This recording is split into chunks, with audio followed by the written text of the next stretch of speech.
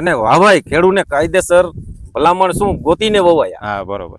સમજે ને ખેડૂત તો વવાય, ઓછા ખર્ચામાં આ વેરાયટી વવાય. મેં 32 નંબર વાવેલી છે, બરોબર. પછી 22 નંબર વાવેલી છે, બરોબર. બધી આ જ જગ્યા ઉપર વાવેલી છે. પણ આ સોનાલીને એકેય વેરાયટી પહોંચી નહીં.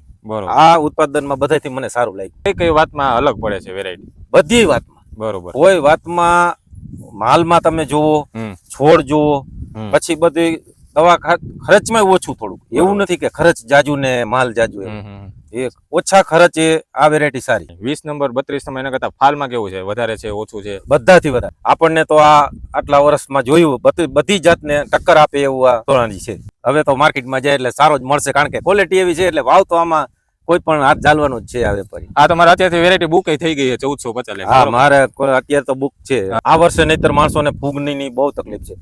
એના પ્રમાણમાં મારે હાવ ઓછામાં ઓછી ઉત્પાદન મારા અંદાજે 35 થી 40 લગી તો મને લાગે. બરોબર. 20 નંબર એના કરતા વધી જાય. હા, એનાથી 2-5 મણ અદકું આવશે. ઘર ઘરાવ બિયારણ કરતા 1000 રૂપિયા તો મોંઘું છે. એટલું 1000 રૂપિયા સામે વળતર મળ્યું. બરોબર. મોંઘું બિયારણ લીધું તેથી તો હું વિશ્વાસ નહોતો કરતો, લેતો જ નહોતો. પણ મને એ ભાઈએ રાહર અપાયું કે તું એકવાર ખાતરી બન. લીધું ત્યારે તો મને બહુ મોંઘું લાગતું હતું, પણ હવે સસ્તું લાગે. બરોબર. આવતા વર્ષે શું પ્લાન છે? આ વેરાયટી વાવશો થોડા ઘણા વીઘા? અરે થોડા ઘણા નહીં, બધી વાવીશ. આ તો હવે આપણે આ વેરાયટી બધી એટલે બધી આજ હું વાવીશ. પાસ કરી વેરાયટી. નમસ્કાર ખેડૂત ભાઈઓ, હું સ્મિત ચોથાણી અને આજે આપણે ધ્રોલ તાલુકાના લતીપુર ગામમાં આવ્યા છીએ મહેશભાઈની વાડીએ, જેમને મગફળીમાં એક નવીનતમ જાત સોનાલી વેરાયટીનું વાવેતર કરેલું છે. તો આપણે મહેશભાઈને જ પૂછીએ કે આ વેરાયટી કેવી લાગી. મહેશભાઈ, કેટલા વીઘામાં વાવેતર કરેલું છે? મેં 10 વીઘાનું વાવેતર કરેલું. બરોબર. હવે તમે આની પહેલા કઈ વેરાયટી વાવેલી છે?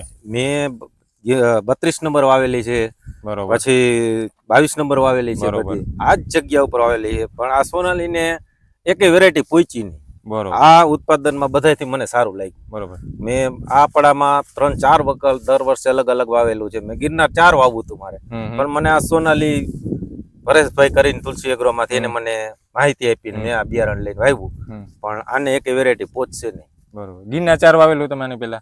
ના, આમાં નથી વાવેલું. બીજી વાડી 20 નંબર 22 નંબર 32 નંબર એવી વેરાયટી બધી વાવેલી છે. એના કરતા કઈ વાતમાં અલગ પડે છે વેરાયટી? બધી વાતમાં. બરોબર. કોઈ વાતમાં માલમાં તમે જુઓ, છોડ જુઓ, પછી બધી દવા ખર્ચમાં ઓછું થોડું. એવું નથી કે ખર્ચ જાજુ ને માલ જાજુ. એક ઓછા ખર્ચે આ વેરાયટી સારી. ઓછા ખર્ચે વધારે ઉત્પાદન. હા, ઓછા ખર્ચે. સૌપ્રથમ આપણે વાત કરીએ તો ફાલની. 20 નંબર 32 નંબર એના કરતા ફાલમાં કેવું છે? વધારે છે, ઓછું છે? બધાથી વધારે. બરોબર. 32 નંબરને ટક્કર આપે? 32 નંબરને ટક્કર આપે એવું આપણને તો આ આટલા વર્ષમાં જોયું. બધી જાતને ટક્કર આપે એવું આ સોનાલી છે. બરોબર. ખેડૂત મિત્રો, સૌથી વધારાની વિશેષતા મોટી હોય તો ફાલ છે કે 32 નંબરની ફાલમાં ટક્કર આપે. અત્યારે સૌથી વધારે ફાલ 32 નંબરમાં જોવા મળતો હોય છે. બરોબર. અને તો 32 નંબર કાનો સિલેક્ટ કરે, આ કઈ રીતના સિલેક્ટ કરે?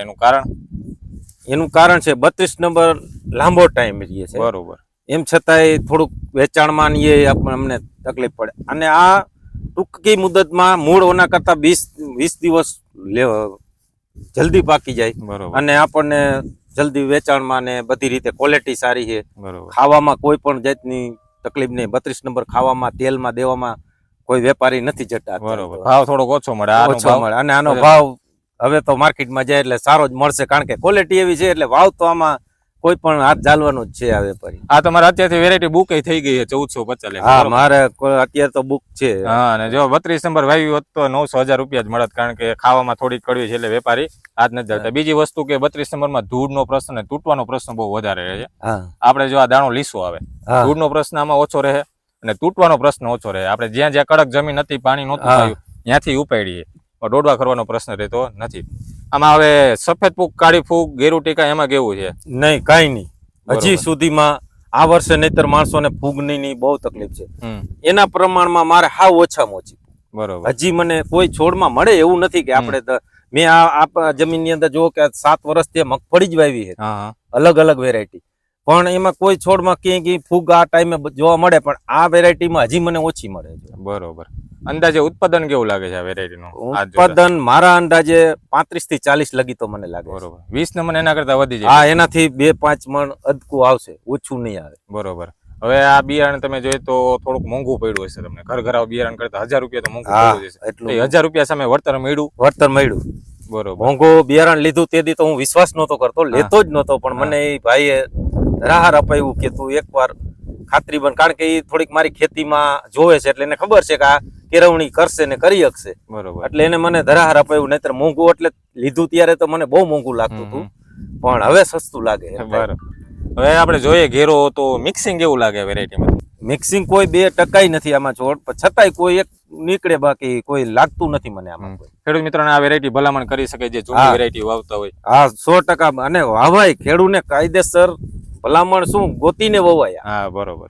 સમજે ને ખેડૂત તો વવાય, ઓછા ખર્ચામાં આ વેરાયટી વવાય. બરોબર. આવતા વર્ષે શું પ્લાન છે તમારે? આ વેરાયટી વાવશો થોડા ઘણા વીઘામાં? અરે થોડા ઘણા નહીં, બધી વાવી શકે.